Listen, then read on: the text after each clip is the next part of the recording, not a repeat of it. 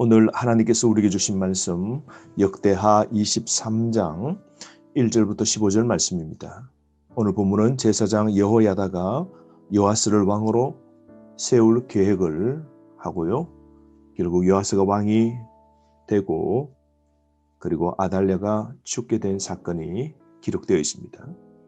1절 말씀 보십시오. 제7년에 여호야다가 용기를 내어 5명의 백부장을 세우고 2절 그들이 유다를 두루다니며 유다 모든 고을에서 레위 사람들과 이스라엘 족장들을 모아 예루살렘에 이른지라. 왕이 옹립 계획을 위해서 7년째 왕으로 등극시킬 반란을 계획하게 됩니다. 아시아의 아들 요아스가 이제 7살이 되었을 때, 다른 말로 아달랴가 통치한 지 7년째에 이런 놀라운 모반의 일들이 일어나게 되는데요. 7이라는 숫자가 상징수입니다. 완전한 심판이 있고요. 완전한 회복이 있습니다. 여호야다의 나이는 이때 90세가 되는데요. 1절 말씀에 여호야다가 용기를 내어라고 합니다.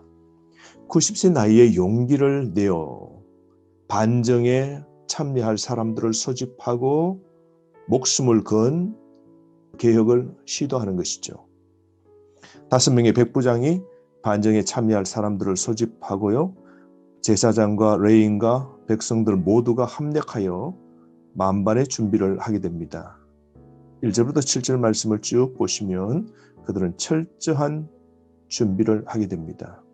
여러분, 하나님의 일을 위해 위험을 무릅쓰고 때론 빈틈없이 준비해야 되고 사심 없는 헌신을 해야 하는 겁니다.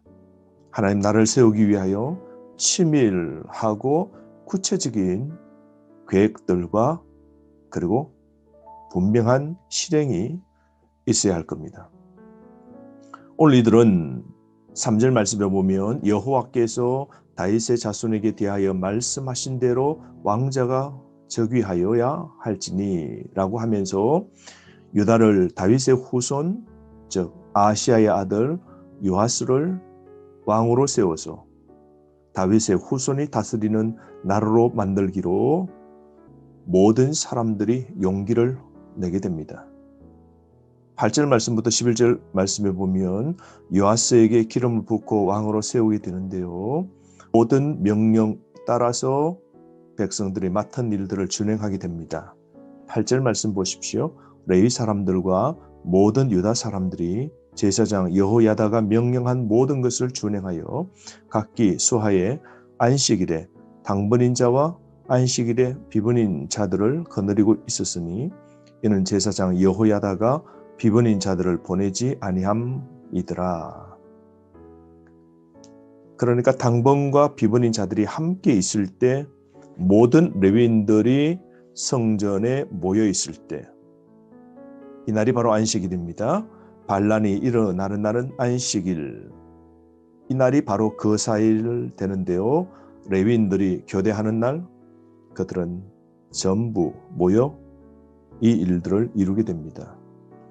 또 나아가서 9절 말씀에 보면 제사장 여호야다가 하나님의 전안에 있는 다윗 왕의 창과 큰 방패와 작은 방패를 백부장들에게 주고라고 합니다. 다윗 후손을 세우는데 다윗 무기가 사용되는 것이죠. 무기는 다윗 언약을 기억해 주는 도구들이죠. 이 일은 하나님의 원하시는 뜻이고 하나님의 말씀대로 이루는 바른 일임을 오늘 보여주고 있는 것이죠. 10절 말씀에 보면 또 백성들에게 각기 손에 무기를 잡고 왕을 호위하되 성전 오른쪽에서부터 성전 왼쪽까지 제단과 성전 곁에 서게 하고요. 11절 말씀에 무리가 왕자를 인도해내어 면류관을 씌워 율법책을 주고 세워 왕으로 삼을세 여호야다와 그의 아들들이 그에게 기름을 붓고 이르기를 왕이여 만세수를 누리소서 하니라 라고 그럽니다.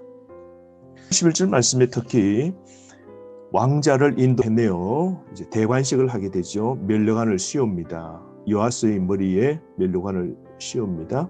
7살 된 요아스는 면류관이 그 머리에 씌워짐을 당하게 되고요. 그 손에 율법책이 주어집니다. 고대 근동에서 다른 나라의 이방인들이 왕이 될 때에도 그 머리에 면류관이 씌워지는 대관식이 있게 되고요. 그리고 특별한 적인 행사들이 있죠. 그런데 또 특별한 점은 여기에 율법책이 그 손에 주어지게 됩니다. 율법책을 부여하게 되는데요. 여호야다와 이 레위인들이 개혁을 위해서 반정한 건 말씀대로 통치되는 유다 왕국을 꿈꾸었기 때문이죠. 말씀대로 실행되는 하나님 나라를 이루기 위하여 이들은 목숨을 건 겁니다. 왕이 율법책을 곁에 두었다. 이 말씀은 신명기 17장 18절 19절 말씀에 나옵니다. 왕에게 율법책을 주어서 필사하고 읽고 하나님을 경외하라고 하나님 말씀하시죠. 여러분, 왕은 하나님의 대리인이고요. 왕이 먼저 말씀에 순종해야 되고 그리고 읽고 필사하며 마음속에 새긴 말씀대로 나라를 통치해야 됨을 강조하는 겁니다. 하나님께서 여호수아에게도 말씀하셨지 않습니까? 여호수아 1장 7절부터 8절 말씀 보십시오. 율법의 책을 입에서 떠나지 말게 하고 그 율법책을 지켜 행하라.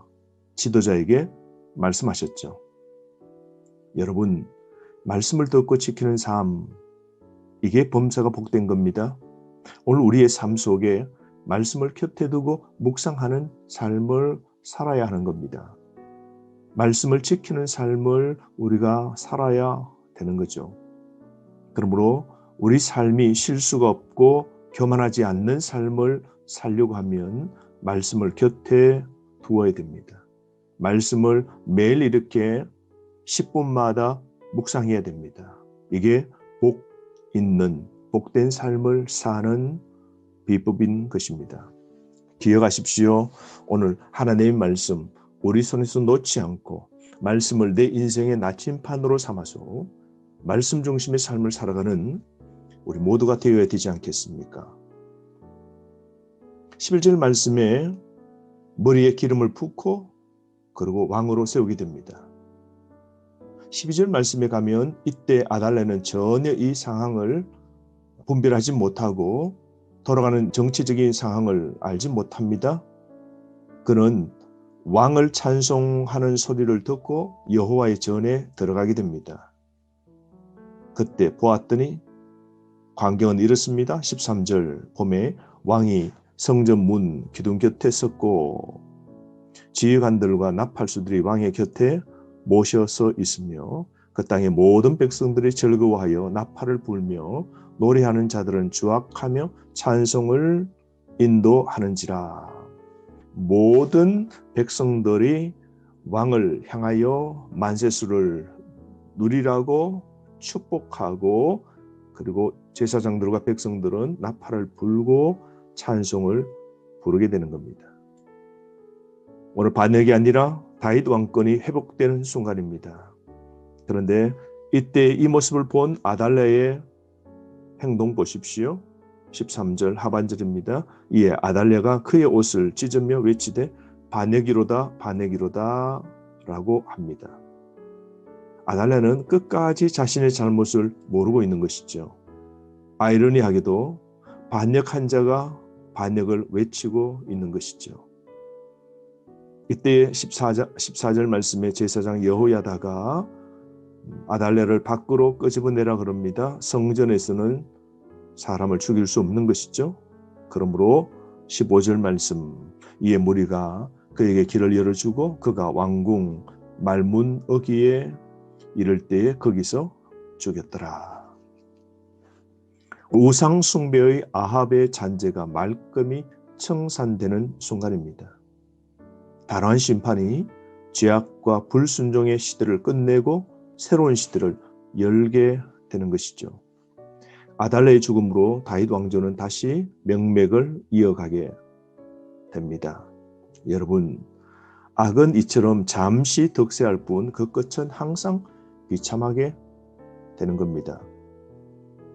그러므로 악한 자가 득세하는 부조리, 이 세상은 언젠가 허망하게 끝난다는 것을 잊지 맙시다. 종국은 하나님의 심판으로 끝나게 되어 있습니다. 그러므로 악한 자의 번영을 부러워하지 말고 오늘도 깨어서 하나님 나라를 위하여서 목숨을 걸고 열심을 다하여서 빈틈없이 사심없는 헌신을 주님께 드리는 삶을 살기를 원합니다. 내 삶 속에 내 손에 주어진 이 하나님의 말씀 붙잡고 말씀을 듣고 지키는 삶, 여기에 범사의 형통이 있습니다. 오늘 우리 손에 주어진 말씀 중심의 삶을 살아가기를 원합니다. 오늘 하루도 주님이 우리에게 주신 말씀의 복으로 세상과 맞서 싸워 승리하는 삶을 살아가시는 저와 여러분 되기를 바랍니다. 하루 말씀으로 승리하시길 바랍니다.